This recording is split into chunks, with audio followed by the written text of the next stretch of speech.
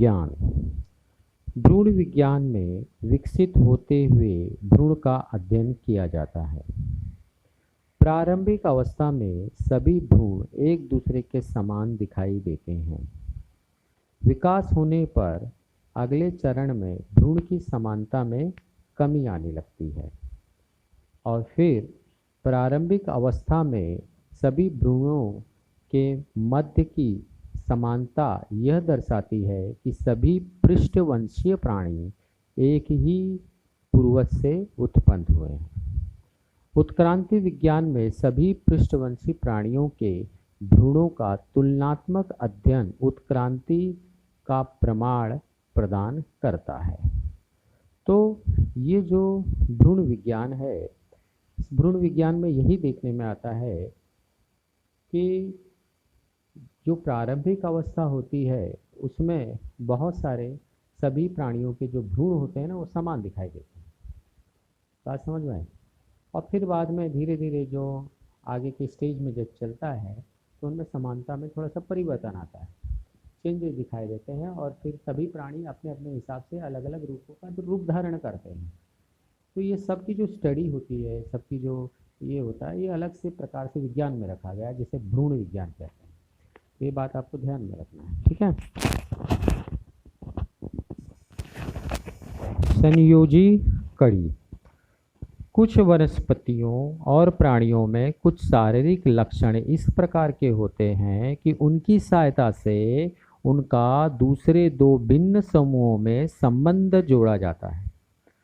मतलब कि कुछ ऐसे वनस्पति प्राणी होते हैं जो दो समूहों को जोड़ते हैं, उनमें ऐसी क्वालिटी होती है, उनमें ऐसे लक्षण होते हैं, तो इन्हीं वनस्पति प्राणियों को संयोजी कड़ी कहते हैं। जैसे उदाहरण के लिए पेरिपेटस। अभी पेरिपेटस ये जो है यह एनेलिडा और एक संधिपाद, ये दो संघों को जोड़ने वाला ये संयोजी कड़ी है। बात समझ में आए? और इसमें दोनों लक्षण दिखाई देते हैं। जैसे सखंड कृमि, जैसे सखंड कृमि प्राणी जैसे खंड युक्त अंग, ठीक है, और पतले उपचर्म तथा पार्श्ववाद अवयव दिखाई देते हैं। इस प्रकार पेरिपेटस में संधिपाद प्राणियों की तरह श्वसन नलिका और मुक्त रक्त परिसंचरण संस्थान पाए जाते हैं। दूसरा उदाहरण है डकबिल प्लेटिपस। डकबिल प्लेटिपस स्तनधारी प्राणी तथा सरीसृप प्राणी के वर्ग में मध्य की संयोजी कड़ी है। ये भी बात ध्यान रखना है। लंगफिश, यह मत्स्य तथा उभयचर प्राणियों के वर्ग के मध्य की संयोजी कड़ी है, ठीक है। लंगफिश मछली होने के कारण उभयचर प्राणी जैसे प्राणियों के जैसे फेफड़े द्वारा श्वसन करना, ठीक है। तो ये उदाहरण है।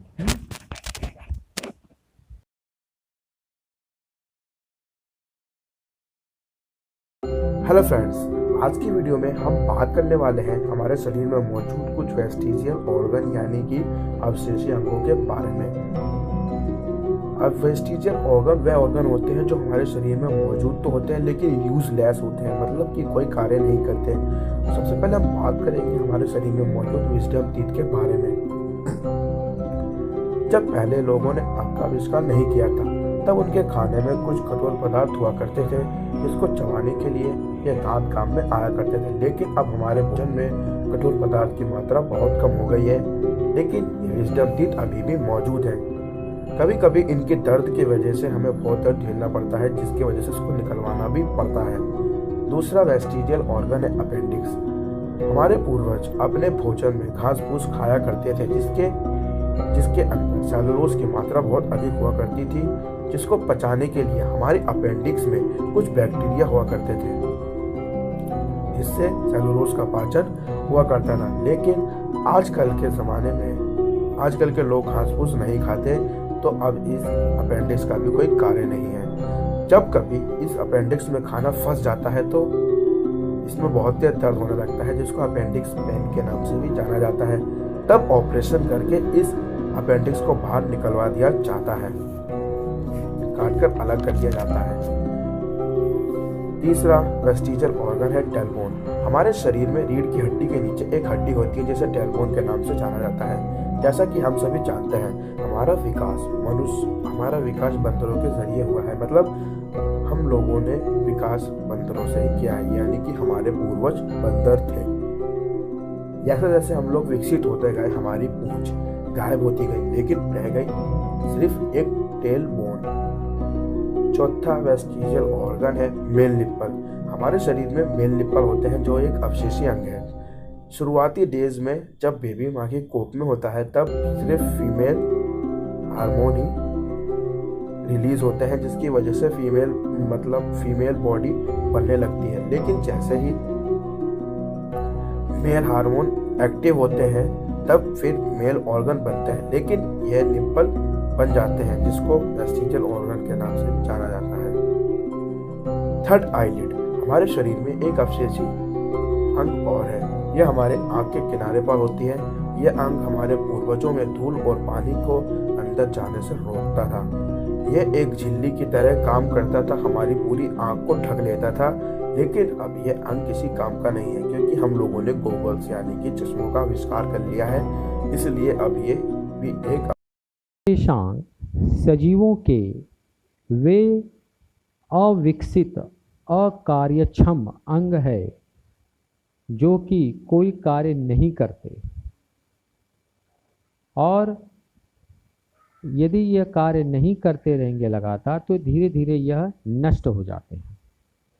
प्राकृतिक चयन के सिद्धांत के अनुसार ऐसे अंग अदृश्य होने के कगार पर होते हैं, परंतु इस अंगों को संपूर्ण रूप से नष्ट होने के लिए हजारों वर्ष का समय लगता है।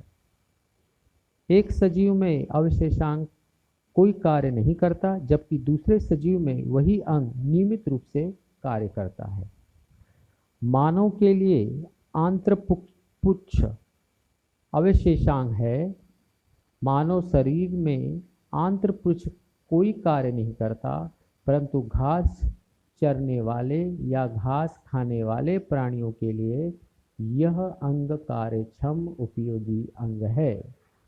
यह उनके पाचन के लिए उपयोगी अंग है। मनुष्य के लिए अनुपयोगी कान के स्नायु बंदर तथा पशुओं को कान हिलाने के लिए उपयोगी है। बात समझ में आई? तो ये चीज आपको ध्यान में रखना। कार्बन आयु निर्धारण पद्धति। कार्बन आयु निर्धारण पद्धति की तकनीक का उपयोग जीवाश्म की आयु ज्ञात करने के लिए किया जाता है। सजीव की मृत्यु के पश्चात सजीव द्वारा कार्बन ग्रहण करना रुक जाता है। ठीक इसी समय से उनके शरीर में से C14 के क्षय होने की प्रक्रिया लगातार चलती रहती है। परिणाम स्वरूप C14 तथा C12 के अनुपात में परिवर्तन होता है, क्योंकि C12 रेडियो सक्रिय पदार्थ नहीं है, जबकि C14 रेडियो सक्रिय पदार्थ है। किसी वनस्पति तथा प्राणी की मृत्यु के बाद कालावधि की गणना उनके शरीर में C14 की रेडियो सक्रियता तथा C14 और C12 का अनुपात ज्ञात करके किया जाता है। कार्बन आयु निर्धारण की गणना करते समय कुछ बातों को ध्यान में रखा जाता है, जैसे सजीव की मृत्यु के पश्चात का समय, मृत सजीव के शरीर में उपस्थित C14 की रेडियो सक्रियता का मापन और C14 से C12 का अनुपात। बात समझ में आई? जीवाश्म। उत्क्रांति की प्रक्रिया के लिए जीवाश्म विज्ञान संबंधी प्रमाण प्रदान करता है। प्राचीन काल में कुछ प्राकृतिक आपदाओं के कारण कुछ सजीव पृथ्वी की मिट्टी में दब गए। इन सजीवों के चिन्ह और वह अवशेष पृथ्वी की भूमि में दबे हुए सुरक्षित हो गए। ज्वालामुखी का गर्म लावा भी ऐसे सजीवों के मृत्यु शरीर को सुखाकर उनके चिन्हों का जाल बिछा देते हैं। ऐसे सभी रचनाएं जीवाश्म का निर्माण करती हैं। अनुसंधानकर्ता जीवाश्म के अध्ययन की सहायता से प्राचीन काल के सजीवों के लक्षणों को समझने का प्रयास करते हैं। कार्बन आयु निर्धारण पद्धति के द्वारा जीवाश्म की सटीक आयु ज्ञात किया जाता है और पृथ्वी के भूपटपट्टी की संरचना के अनुसार जीवाश्म का एक विविध गहराई पर ही प्राप्त होता है और सबसे पुराना जीवाश्म अत्यधिक गहराई से प्राप्त होता है, जबकि इसके सापेक्ष कम पुराना जीवाश्म उसकी ऊपरी सतह पर पाया जाता है। इस प्रकार पृष्ठवंशीय प्राणियों के जीवाश्म पुराजीव महाकल्प युग में देखे गए। इसके बाद मछली, उभयचर प्राणी, सरीसृप वर्ग के प्राणियों का जीवाश्म मध्यजीवी महाकल्प युग में दिखाई दिए।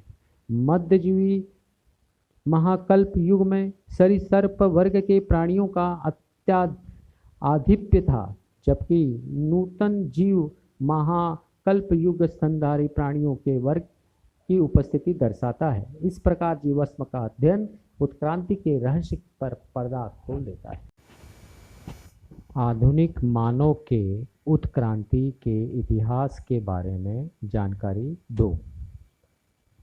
मानव के पूर्वजों का विकास लेम्योर जैसे प्राणियों से हुआ था।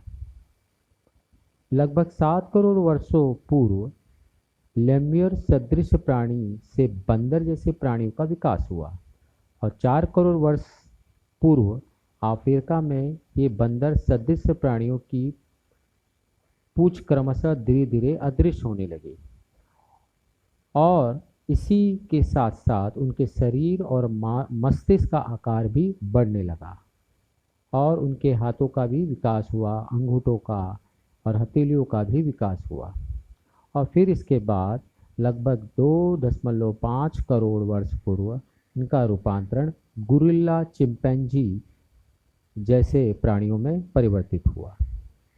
लगभग 2 करोड़ वर्ष पूर्व उत्क्रांति के कारण मानव जैसे प्राणी अस्तित्व में आए।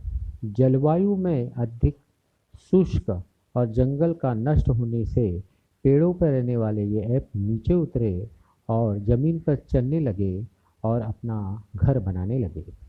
इस कारण उनमें मेरुदंड तथा हाथ पैर की हड्डियों में परिवर्तन हुआ और ऐसा देखा जाता है कि पूर्व अफ्रीका में रहने वाले रामापिथेकस नामक एक ये जो प्राणी मानव सदृश प्राणी दिखाई दी। फिर इसका परिवर्तन ऑस्ट्रेलोपिथेकस, फिर निएंडरथॉल मानव, फिर क्रो मैग्नन मानव, इस तरह से लास्ट में मानव उत्क्रांति के सभी महत्वपूर्ण सोपान हुए। इसमें से निएंडरथॉल मानव एक बुद्धिमान प्रथम बुद्धिमान मानव कहा गया। मानव में होने वाले विकास ने मानव को अत्यधिक विचारशील तथा बुद्धिमान प्राणी बना दिया। जब मानव ने खेती, पशुपालन, सभ्यता, कला और विज्ञान का विकास करना आरंभ किया, तब जैविक विकास से अधिक सांस्कृतिक विकास हुआ। लगभग 200 वर्ष पूर्व औद्योगिक अनुसंधान पृष्ठवंशीय प्राणियों में भ्रूण विज्ञान विषयक प्रमाण दिखाई देते हैं। मत्स्य, उभयचर, सरीसृप, पक्षी तथा स्तनधारी वर्ग के प्राणियों के आरंभिक अवस्था के भ्रूणों में अत्यधिक समानता दिखाई देती है। इनके भ्रूण के संरचनात्मक समानताएं भी दृष्टिगोचर होती हैं। भ्रूणों का क्रमिक विकास होने पर इनमें असमानता भी उत्पन्न होती है और सभी पृष्ठवंशी प्राणियों के भ्रूणों में पाई जाने वाली समानता यह प्रमाण देती है कि उत्क्रांति के समय सभी पृष्ठवंशीय वर्ग के प्राणियों का पूर्वज समान थे। यही पृष्ठवंशी प्राणियों की उत्क्रांति के लिए भ्रूण विज्ञान विषयक प्रमाण है। लगभग 7 करोड़ वर्षों पूर्व मानवीय उत्क्रांति की शुरुआत हुई।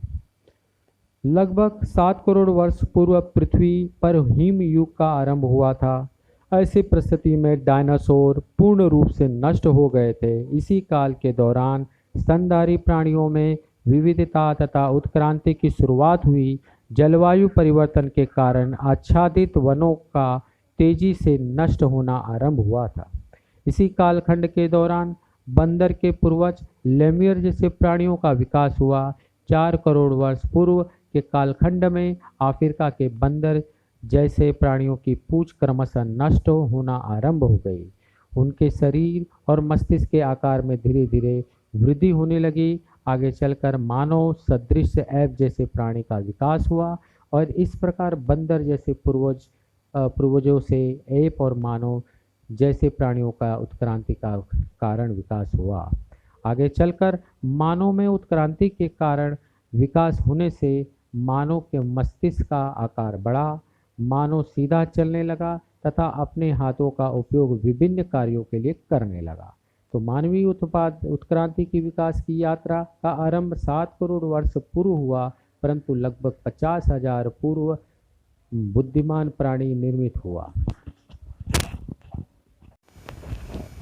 आजकल आनुवांशिकीय विज्ञान किस प्रकार उपयोगी है?